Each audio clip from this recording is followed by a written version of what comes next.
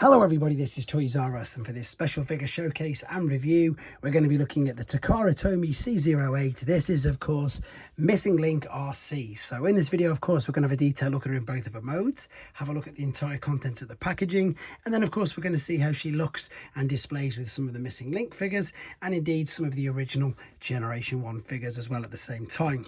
So as I start to move all of these out of the way, I'd like to remind anybody who's not subscribed to the channel, if I'd hit that subscribe button for me now please, because it really will help me out. And also to thank In Demand Toys, because that's where I purchased this from, and they got her to me very quickly and safely. Now again, I'm pretty sure you've heard this from a lot of people or seen this already on maybe some other reviews. This is one of the most surreal reviews I think I'm ever going to do. It was a little bit like when we first got Origins Wheeljack.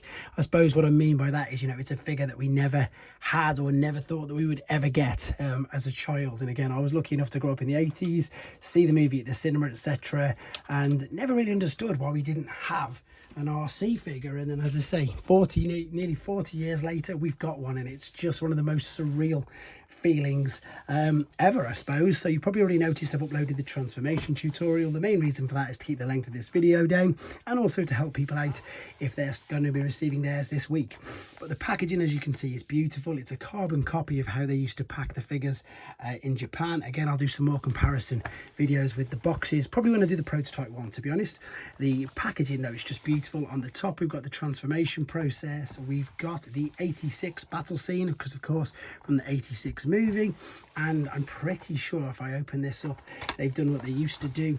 Yeah, there they are. That's what they used to do in Japan as well. Save you cutting out big holes in the back of the box. You've got your robot points on the side. Also in Japan they package them in polystyrene inserts like this, rather than just the bubbles, which again I think is much better because it preserves the figure for much longer. They didn't however had this. They did have a little plastic cover which just went over it, but nothing as detailed as that. Right, this is going to be my first sort of real play with the figure. Yes, I've transformed it, but I've not really done much more than that, in honesty. So let's bring this down. Let's get the paperwork as well, because we need to see that.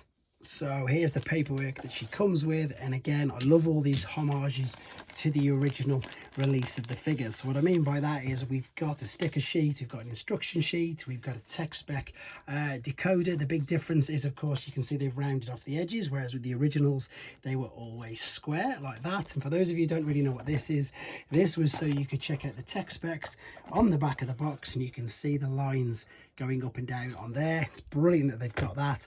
There's a sticker sheet. I'll probably be putting the stickers on in a separate video. There's a collector's card again, which Takara figures came with. Lots of third-party companies now, you know, copy this with their figures. And we have a catalogue, which is brilliant. That's my other favourite piece of artwork. That's the Japanese 86 battle scene. And then again, you've got the products inside the magazine, which is just, yeah, it's just so nostalgic, it's crazy. Whilst I was grabbing the paperwork, I just thought I might as well grab you this to show you what I was on about. So that is Springer's box. You can see what I mean. Same sort of size, same sort of shape, polystyrene insert and a bit of plastic holding over the front. All of the little Japanese figures, pretty much most of them came in little boxes like this, so they didn't really have the bubbles and they didn't really have the cards, which I think again is just a brilliant touch. Right, let's actually have a look at her then, because as I say, this was of course how she looked in the movie. This is just separated from there by the looks of it. Let me quickly see if I can reattach. So you can see that the fists cleverly fit into there, and this tab has just missed out. There we go on that. The rub sign works incredibly well, and it's nice and sleek. And to be honest, someone's asked a question already whether I think it fits into the G1 aesthetic, and I really do, because it's quite blocky. Even though it's a Missing Link, as silly as it sounds, it's sort of basic, but you'll see that in a little bit more detail in a second. You can attach the gun to it there, and I just so happen to have got hot rod ready and indeed a G1 cup. So let me see if I can pop these all here so you can sort of see. Oh wow, my cup's got a bit of sun fade on it. I didn't realise that, but you can see how she fits, I suppose, perfectly with these three, about the same sort of size, and of course die cast parts on this like some of the other figures did as well. With regards to some of today's figures, nowhere near as big of course as your Voyager size, but easily as big as perhaps your smaller deluxe, shall we say. I think this will sort of prove that as well. Smaller deluxe is easily about as big as that. but of course, as I say, and much bigger than your G1 mini bots. So overall, she looks great. Let's have a quick look. All the wheels, of course, are on their own pins, so they'll spin around no problem whatsoever. Yes, you can tell that that's the legs, and as I say, there's a lot of die cast on this. You can feel the metal there because it just feels cold to the touch. The windscreen is brilliant. It's translucent plastic. I know not all people are fans of that, but I think, to be honest, it tends to work pretty well. With regards, just a few other, I suppose, size comparisons. This is your Blockies Rodimus Prime. And one last one, just to give you an idea, will be, just because he's there, another deluxe, more, I suppose, newish figure, so nowhere near as big as that one. To be honest though, guys, I don't really think there's much more to say about the alternate mode. It's exactly what we want it to be. It looks exactly like she did in the cartoon. It's stunning. Let's come back and have a look at her in a robot mode. So here we are then, back with her in a robot mode, and again she looks really good, and again I do think that she does have that Generation 1 aesthetic. So before we do some comparisons, etc., let's have a look at her articulation. So she's not as articulate as some of the other releases we've had before, I think. The shoulders will of course go pretty much all the way around. I'd like to say unrestricted, but that would be a fib. They just kind of get caught back there, but you've got more than enough articulation. You can take the arms out to the side, to my knowledge, and I don't want to break it. Now it is catching there. You can't get the full T. You do have the bicep swivel. You do have bicep flexion. The wrists, as you can see, are all molded on. The waist is completely fused, so there's no waist rotation or articulation. The hips, though, these are quite good. You can kick these up, and if you just dodge that bit there, you can take them right up. So you could, I suppose, if you wanted to, get her doing some lie-down splits. You could probably, yes you can get her doing the more standard splits as well. There's a bit of a thigh rotation there. There is definite knee bending. Thank you to the person who helped me out by pointing out that I didn't have the knee fully set in the first transformation tutorial video. The ankles don't tilt, but they do move up and down.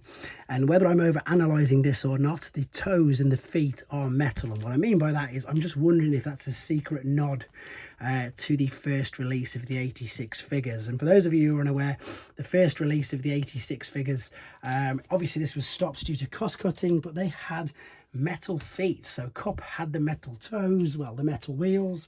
Hot Rod had the metal toes. Spring had a metal chest, but also Sandstorm also as well had the metal toes. So I'm wondering if that's just a little nod to that, or perhaps that's me just over analysing. Who knows? But again, it's just, I think it's nice, and it's a real nice sort of coincidence, shall we say. With regards to the rest of the figure, around the back, everything's nice and sleek. It folds over really well. The head sculpt, again, is brilliant. It's how she looked in the cartoon. And can we turn it around? It doesn't look like we can. It just looks like she looks up and down. Now, I don't. Let me know in the comments, guys. I don't want to snap her head off, especially not on a video. I've broken enough figures already in the past. I don't want to do it live on here. One thing I do want to point out to you is that they've even thought of everything. So the fact you can see them screws there, you can cover them up with these stickers. So again, I'll just show you that with the back of her box. It's much easier if I show you that. You can make out there that them stickers are covering them. I'm going to attach them, as I say, when I've got a little bit more time and I can be that little bit more careful. The gun will fit in there like so. I'm just wondering actually if she's got the same size sort of fists or attachments as some of the G1 figures, because obviously nowadays it's all 5mm ports. Springer's sword definitely won't fit. And that means that won't either. So no, I think it looks like they're all going to be independent with regards to the weapons. As I say, the feet are die cast. This is die cast at the top of there. There's a grill there which looks nice. I just again can't believe that I'm holding a figure like this in my hands, and I think she just looks great. She really does. Right, let's do these ones first. So let's do some of the missing links we've had already, so you can see how she fits. Obviously this is not them all. This is just to see how she's fitting in line with a few of them. That of course is they say the animation Optimus, to give you an idea of that. I've got another one. Where's the rest of them? I've got Cliff Jumper here as well, and Bumblebee, and of course I have the prototype. I'm going to give that her own video as well, to be honest, and of course Corden. So that's them fitting there. I cannot wait to add more to it. That's how some of the missing links are looking with regards to her. Let's bring in very quickly, I suppose, some of the up-to-date figures. Let's see how she looks with a Studio Series 86 Hot Rod. And now you can clearly see. So again, I hope this is answering the question, is does she fit in with the Generation 1 aesthetic? And I'm sure that, well, hopefully you'll agree with the fact that if you look at them like that, I think they, you know, definitely fits more in line with the newer figure. And again, if I was to put Rodimus, let me move them all over, G1 Rodimus over, you'll see exactly what I mean. I think her aesthetic fits in perfect. The fact that she's not too overly articulate, what I mean by that is ab crunch, butterfly shoulders, etc. Just things, in my opinion, makes her just fit in with it even more. So let's move that out of the way. Now let's go with, of course, some of the movie scenes. So where have I put Magnus? Can I bring him up here? Is he going to fit on screen? Just about. But again, imagine this in a year's time when we've got a Missing Link Ultra Magnus to add to this. So we've got Cup as well there. I've got Hot Rod there. I've got to, of course, bring in Wheelie. Where's he just gone? He's fallen over. Oh, I forgot to bring the new figure in as well. I forgot to bring in new Spike with new Hot Rod. I'll do that again in a separate short. But you can see what I mean. She definitely fits in with the aesthetic of the original figures. I suppose I should bring in a Prime as well, funnily enough, shouldn't I? Bring in a Prime just to give you an idea of how they look together. Again, it's just really strange looking at them all together like that. What's even stranger is the fact that we can now do something like this, which is even better. And again, who'd have thought that we'd have been able to do that all them years ago as well? So I'm pretty much going to end it about there, to be honest. I'm going to pop him there. I'm going to put little Wheelie at the front. And then I think that's pretty much it. Let's just give you a couple more ideas of size. So she's nowhere near as big as Commander class, obviously. And she's all pretty much, I think, a little bit bigger than the little deluxe one.